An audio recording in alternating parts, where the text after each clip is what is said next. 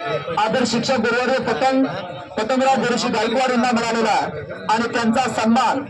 रणजित आणि उदय यांच्या हस्ते राजूराव गावाचा आटपाडी डेपोचे